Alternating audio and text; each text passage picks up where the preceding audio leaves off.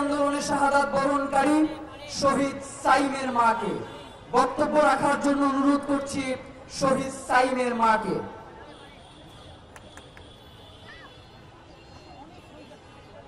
আসসালামু আলাইকুম।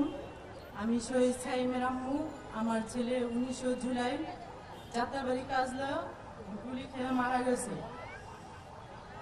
আমার ছেলেরে কিভাবে যে হত্যা করছে, কিভাবে যে গুলি করছে, গুলি করে রাস্তায় ফালায় রাখছে। তো আমার ছেলের কি দোষ ছিল?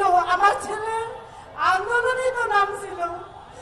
আমার ছেলে এই নির্মমভাবে যে গুলি করছে, এই স্বৈরাচার শেখ হাসিনা আমরা কোথাও দেখি নাই যে এইভাবে বাংলাদেশের ছেলেদের গুলি করে এইভাবে মারে, ছাত্রদের এইভাবে গুলি করে মারে। ওরা তো কোনো অস্ত্র নিয়ে নামে নাই রাস্তায়, ওরা নিজেদের অধিকার আদায়ের জন্য নামছিল। তা আমার ছেলেরা এইভাবে গুলি করে মারছে। আমি একটা মা, সারাক্ষণ আমার ছেলের যন্ত্রণা কষ্ট নিয়ে আমি রাত কাটাই, দিন পোয়াই। কতটুক যে যন্ত্রণা, কতটুক যে কষ্ট আমি একটা মা জানি, আর কেউ জানে না। আমার বুকটা শূন্য হয়ে খালি করে দিছে। আমার পাখির মতো ছেলেটারে মারছে, আমার সোনার ছেলেটারে পাখির মতো গুলি করে হত্যা করছে। তা আমার মার ভিতরে রক্তক্ষরণ হয় সারাক্ষণ যে এই বাংলার মাটিতে আমার ছেলের হত্যার বিচার এখনো হইতেছে না। আমি আমার ছেলের বিচার পাইতেছি না কেন?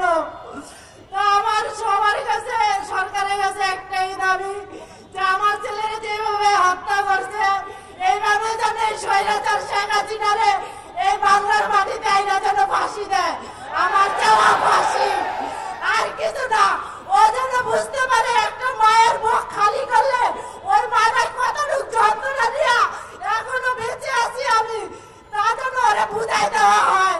এই বাংলার মাটিতে যেন আইনা ওরে সর্বোচ্চ ফাঁসি দেওয়া হয়। আমার এতটুকু চাওয়া। আর এই বাংলার মাটিতে যেন কখনো কোনোদিন আওয়ামী লীগ যেন না আসতে পারে। আওয়ামী লীগ চিরতরে যেন যেন নিষিদ্ধ করা হয়। আওয়ামী লীগ আমরা নিষিদ্ধ চাই, নিষিদ্ধ চাই। আওয়ামী লীগ সারাক্ষণ নিষিদ্ধ চাই। আমাদের যন্ত্রণা, আমাদের যে কষ্টটা, আমাদের আকুতি, আমাদের যে কষ্ট, বুক ফাটা, এই যে ঈদগাহ ঈদের ভিতরে আমরা ছেলে ছাড়া আমি ঈদ করতে পারি নাই, আমার মুখে দিয়ে খাবার যায় নাই। আমার ছেলের কথা এত মনে পড়ছে, আমি সারা রাত্র কান্না করছি। আমার এই যন্ত্রণা আমি কার কাছে বলবো? তা আমার যন্ত্রণাটা এতটুকু শান্তি হবে যেদিন শেখ হাসিনার বিচার হবে, যেদিন এই বাংলাদেশে বিচার পাবো, সব শহীদদের বিচার হবে। এই শহীদদের বিচার চাই, যেন এই শেখ হাসিনার বিচার করা হয়। এই বাংলার মাটিতে জনগণের যেন দেখে, রাস্তায় যেন ওর ফাঁসি হয়। আমাদের এইটুকু চাওয়া।